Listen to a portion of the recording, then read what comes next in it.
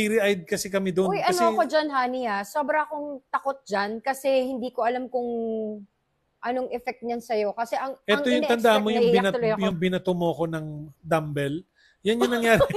Honey, naiiyak ako, bigla ako natawa lang yan naman. Hindi kita binabato ng dumbbell, ha?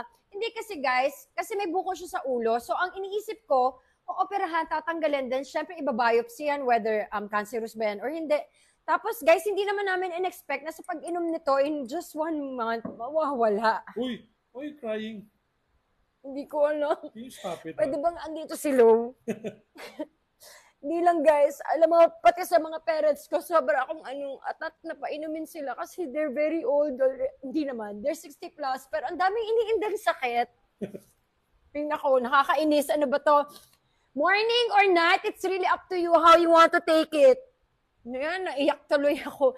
Yes, sa sakit ng tuhod, guys, even ako, ang hirap. Pag magkakaroon ako kasi perimenopause, alam mo, parang every 2 weeks may masamang pakiramdam.